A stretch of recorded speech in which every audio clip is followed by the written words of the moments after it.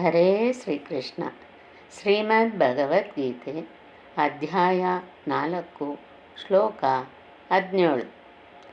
ಕರ್ಮಣೋ ಹ್ಯಪಿ ಬೋದ್ಧವ್ಯಂ ಬೋದ್ಧವ್ಯಂಚ ವಿಕರ್ಮಣಃ ಅಕರ್ಮಣಶ್ಚ ಬೋದ್ಧವ್ಯಂ ಗಹನಾ ಕರ್ಮಣೋ ಗತಿಃ.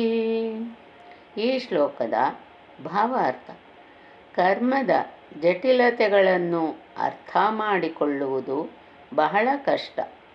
ಆದುದರಿಂದ ಮನುಷ್ಯನು ಕರ್ಮವು ಯಾವುದು, ವಿಕರ್ಮವು ಯಾವುದು, ಅಕರ್ಮವು ಯಾವುದು ಎನ್ನುವುದನ್ನು ಸರಿಯಾಗಿ ತಿಳಿದುಕೊಳ್ಳಬೇಕು.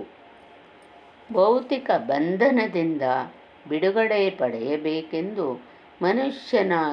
ಮನುಷ್ಯನಿಗೆ ನಿಜವಾಗಿ ಎನ್ನಿಸಿದರೆ ಆತನು ಕರ್ಮ, ಅಕರ್ಮ ಮತ್ತು ವಿಕರ್ಮಗಳಲ್ಲಿನ ವ್ಯತ್ಯಾಸಗಳನ್ನು ತಿಳಿದುಕೊಳ್ಳಬೇಕು. ಕ್ರಿಯೆ, ಪ್ರತಿಕ್ರಿಯೆ ಮತ್ತು ವಿಕೃತ ಕ್ರಿಯೆಯನ್ನು ವಿಶ್ಲೇಷಿಸಲು ಗಮನ ಕೊಡಬೇಕು. ಇದು ಬಹಳ ಕ್ಲಿಷ್ಟವಾದ ವಿಷಯ.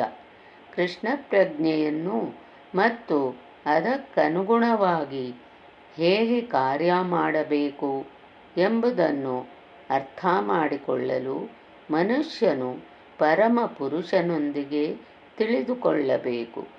ಪರಿಪೂರ್ಣನಾದ ಜ್ಞಾನವಿರುವವನಿಗೆ ಪ್ರತಿಯೊಂದು ಜೀವಿಯೂ ಭಗವಂತನ ನಿತ್ಯ ಸೇವಕ.